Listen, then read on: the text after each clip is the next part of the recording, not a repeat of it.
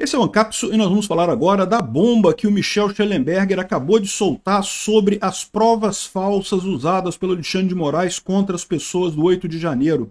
Cara, isso é muito importante. Eu tenho a impressão, ele não fala isso aqui, tá? Mas eu tenho a impressão que isso é justamente o material do Eduardo Tagliaferro. Você lembra que o Eduardo Tagliaferro falou que ia liberar material sobre o Alexandre de Moraes, né? E isso daqui tem toda a pinta de ser isso, tá? Justamente esse material que ele tem. Porque lembra, o Tagliaferro, o que vazou da Vaza Toga até aqui, foram justamente as situações referentes a dossiês para censura. Então o foco era exclusivamente a censura de pessoas na internet.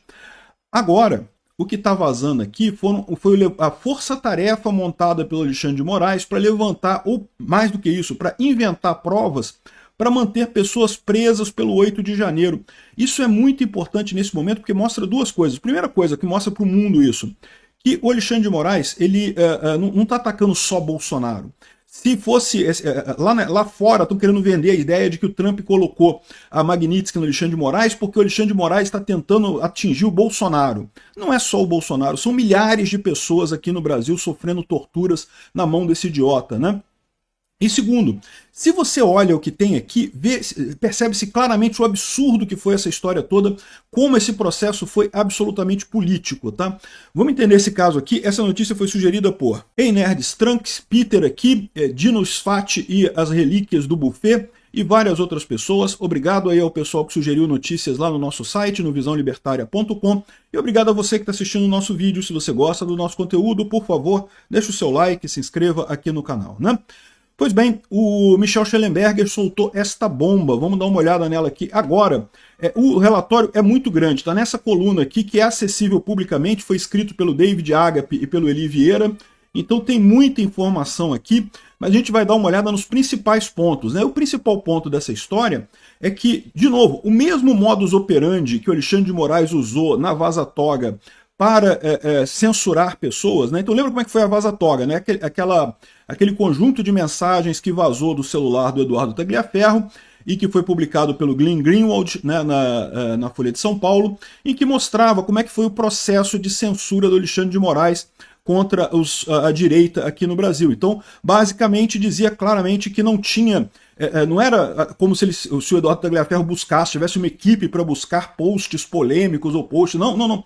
Era denúncia. O Alexandre de Moraes já mandava, olha, eu quero achar coisa sobre isso daqui. Aí o que a equipe dele fazia era dar uma busca para ver se achava alguma coisa daquela pessoa que pudesse ser usada como prova, e bastava um print, um negócio, né? O próprio pessoal falou, vocês lembram? Não, use a sua criatividade, pegue uma crítica mais ácida, use a criatividade, não sei o que lá. Ou seja, ele pegava absolutamente qualquer coisa para montar o relatório e isso servia como base para o Alexandre de Moraes censurar a pessoa, pedir derrubada da conta e várias outras coisas, né? Ou seja, isso já é um absurdo, mas veja, esse negócio da Vaza Toga, o que a gente tinha até aqui era sobre censurar pessoas. Agora a gente descobre que esse mesmo modus operandi foi usado exatamente num grupo de força-tarefa do 8 de janeiro, que o Eduardo Tagliaferro também fazia parte, e que era usado para tentar manter pessoas na cadeia. E o processo era exatamente o mesmo. Vocês lembram como é que foi o 8 de janeiro, né? Teve lá o quebra-quebra, aquele negócio todo, e no dia seguinte a polícia, inclusive com a ajuda do exército, botou os manifestantes todos em ônibus e foi todo mundo preso. Foi todo mundo para Papuda, todo mundo preso. E isso tinha um problema. Por quê? Porque teve um monte de gente que estava no acampamento que nunca foi na manifestação. Que não estava na manifestação, que não tinha nada a ver com aquilo, né? Que não foi lá no 8 de janeiro quebrar as coisas. Ficou lá no quartel do Exército, lá na manifestação do Exército, e ficou por lá mesmo. Teve gente que até foi para Brasília para participar da manifestação, mas chegou só depois, não fez parte da manifestação, né? Essas pessoas, por óbvio, não têm nenhuma ligação com o que aconteceu no 8 de janeiro, né? Mas, no entanto, foram presas. E aí, qual que foi a lógica do Alexandre de Moraes nesse caso? Ele mandou caçar alguma coisa dessas pessoas. Então, aí, olha só, teve gente que ficou presa porque teve post criticando o Lula. Aqui, ó. Por exemplo, a Força Tarefa de Moraes denunciou um caminhoneiro por uma série de postagens no Facebook que criticavam Lula e questionavam as eleições de 2022. A acusação contra ele foi abolição violenta do Estado Democrático de Direito. O homem passou 11 meses e 7 dias na cadeia sem nunca ter cometido um único ato violento. Ele não quebrou nada, ele não fez nada lá em Brasília. O que tinham contra ele, o que tinha de prova contra ele, vasculharam as redes sociais dele e acharam posts em que ele criticava o Lula. É isso aí. Criticar o Lula, abolição violenta do Estado Democrático de Direito, né? Um outro homem foi preso porque uma única postagem no Instagram, a postagem dizia: fazer cumprir a Constituição não é golpe. No entanto, acusaram ele de fazer o que? Tentativa de golpe. Não, você dizer que fazer a Constituição não é golpe quer dizer que você quer dar um golpe, né? Olha a loucura desse tipo de coisa, né? Como é que são coisas frágeis, né? E aí, de novo, isso tudo são provas ilegais, porque lembra, a prova tem que partir de uma investigação real em cima dos fatos que aconteceram no 8 de janeiro. Não vasculhar a rede social da pessoa e achar qualquer coisa que seja uma crítica ao governo e considerar que isso é derrubar o Estado Democrático de Direito. Caramba! Aqui, ó. Em outro caso, um vendedor ambulante de 54 anos do Sul, no Brasil, nem estava presente nos distúrbios do 8 de janeiro. Chegou mais tarde naquela noite no acampamento e acabou sendo preso no dia seguinte. E ele chegou em frente ao QG do quartel para vender bandeiras e camisas. Ele não estava lá para participar de nada, queria vender bandeira e camisa. A polícia o deteve, a Força Tarefa emitiu um relatório secreto no qual foi usado como base para justificar que ele permanecesse preso por tweets de 2018 criticando Lula e o PT. Eles não acharam nada dele criticando 2022. Não acharam nada dele criticando o governo Lula ou Alexandre de Moraes ou qualquer coisa atual. Acharam um tweet de 2018 ele criticando o PT. Isso já foi considerado golpe de Estado, no final das contas, para efeitos de prender o cara, né?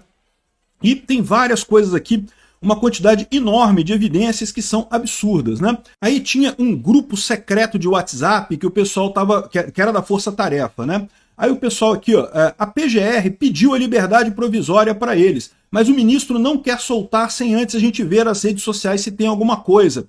Ou seja, o Alexandre de Moraes, meu amigo, olha só, lembra aquilo que eu falo para vocês sempre, né?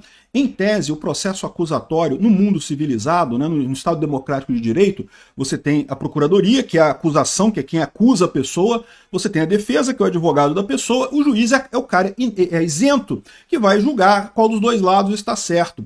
Quando a PGR vira para o juiz e fala, olha só, esse cara, libera ele, não tem nada contra ele, não tem nada demais, era para o juiz fazer isso imediatamente, porque se nem a parte que está querendo acusar quer acusar o cara, quer manter o cara preso, que base tem um juiz para manter o cara preso? Não tem nenhuma. A defesa certamente vai ser a favor de libertar o cara. Então, ou seja, quando a procuradoria chega e pede a liberdade de alguém, era para o juiz fazer isso automaticamente. Não precisa nem pensar, porque, em tese, o juiz é a parte neutra dessa história, né? Não é a parte que está de um lado ou de outro. Mas o Alexandre de Moraes, a gente sabe o que acontece, né? Ele é mais procurador que o Procurador-Geral da República, né? E daí, ele manteve o pessoal preso para a gente ver se tem alguma coisa na rede social, para ver se conseguir alguma crítica que a pessoa fez ao Lula, ao STF, a qualquer coisa, seria alvo de embasamento para prender a pessoa, para manter a pessoa presa, né? Cara, que coisa absurda isso. E lembra, no final das contas, você criticar o Lula, criticar o STF, criticar o Alexandre de Moraes, isso não é crime. Não tem crime de postar coisas contra o governo, isso não é atentado violento ao Estado, né? Tentativa violenta de abolição do Estado, né?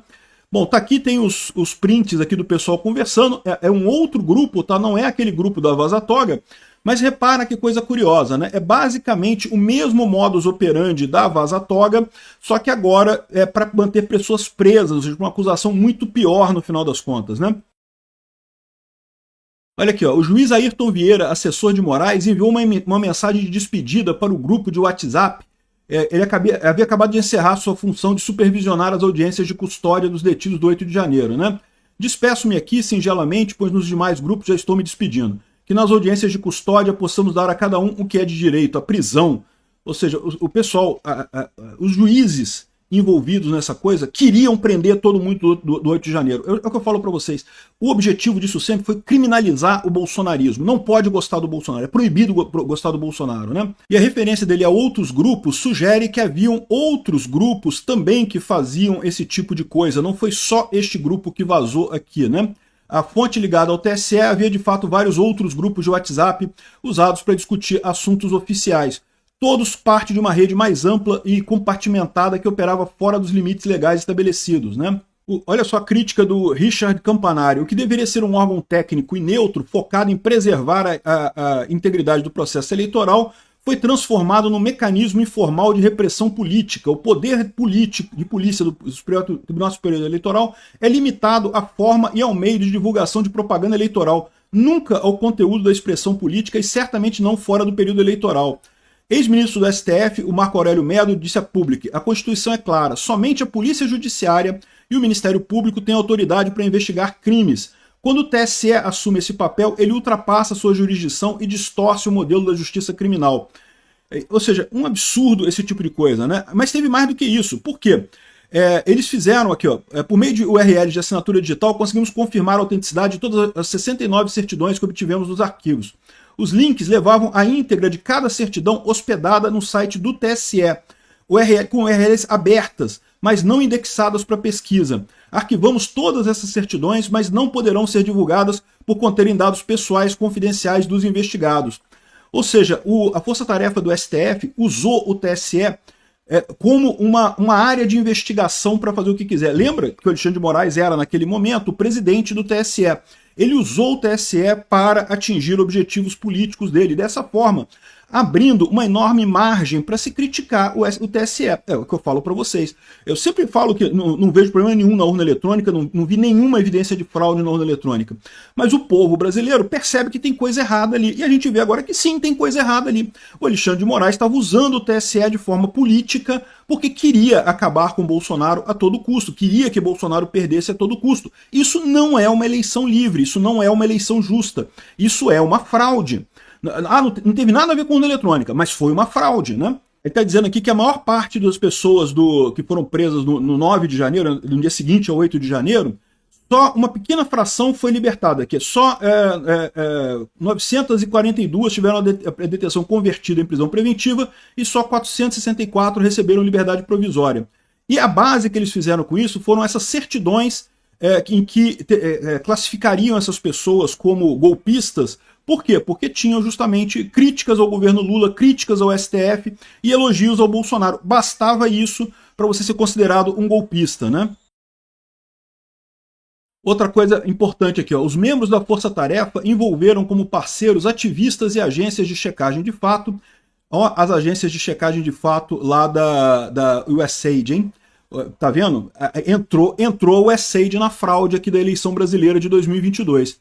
Esses parceiros se infiltraram em chats privados e enviaram e-mails para a conta pessoal de Moraes, uma atividade semelhante à da jornalista e acadêmica Letícia Salorzeno, né? Teve uma coisa sobre isso também, que ela enviava lista de pessoas que seriam críticos do Alexandre de Moraes, críticos da esquerda, né? Eduardo, vou te passar uma orientação do ministro. Peça para o Eduardo ver se eles não participam de grupos de Zap ou Telegram pelo golpe. Boa noite, vou verificar, só peço um tempo porque o volume é grande e a consulta é complexa. Ele quer para segunda-feira.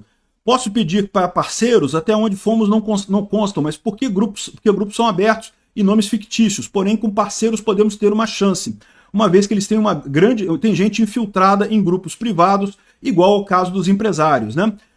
Então lembra lá o caso dos empresários, o WhatsApp dos empresários, que vazou os empresários. Isso é justamente as agências da USAID, né, que foram patrocinadas pelo governo Biden, que infiltraram nesses grupos e ficavam postando coisas, tirando coisas de lá para passar para o Alexandre de Moraes. Mas repara, isso daqui, você ter um infiltrado em grupo e tirar informações de grupo, isso por si só não é uma coisa muito grave. O que é grave é o Alexandre de Moraes assumir que isso é prova de que você é um golpista. Não é, pô. Você comentar alguma coisa contra o Lula não quer dizer que você é golpista, caramba, né? Enfim, impressionante a coisa toda aqui. Tem muito mais informação aqui. Eles estão dizendo aqui, ó, que usaram ilegalmente um banco de dados biométrico. Eu aposto que é o banco de dados do TSE. Olha o absurdo que é o problema. Olha o problema que isso vai dar para o TSE, tá? Uma equipe grande pra caramba que lida com essas coisas lá, o pessoal vai estar implicado nessa história aqui, né? Foi usado de forma indevida por conta do Alexandre de Moraes. Olha como é que uma pessoa descontrolada como o Alexandre de Moraes consegue destruir a credibilidade do TSE assim, ó, no nada. Cara, é impressionante o mal que esse cara fez para a justiça no Brasil e para a justiça eleitoral do Brasil com essa campanha dele contra Bolsonaro. Que coisa absurda. Então, muito importante essa revelação aqui. Pode ter certeza que isso aqui, cara, isso aqui é uma coisa absurda, completamente absurda, e mostra mais uma vez aquilo que todo mundo já sabe, que o Alexandre de Moraes está fazendo isso por pura birra política. Ele quer prender Bolsonaro, ele quer tornar o bolsonarismo proibido no Brasil. É um julgamento show, é um julgamento para dar uma lição no povo brasileiro e coisa e tal, que não pode votar em Bolsonaro e coisa e tal. E ele não está conseguindo, né? Esse é o grande dilema desse pessoal. Isso aqui certamente vai dar muito mais força para Magnitsky contra ele e outras punições contra outras pessoas também.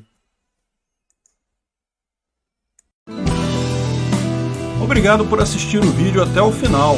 Além de curtir, compartilhar e se inscrever no canal, considere se tornar patrocinador com valores a partir de R$ 1,99. Clique no botão Seja Membro abaixo para saber as condições e vantagens de patrocinar o canal. Mais informações sobre o nosso projeto, visite nossos sites indicados na tela.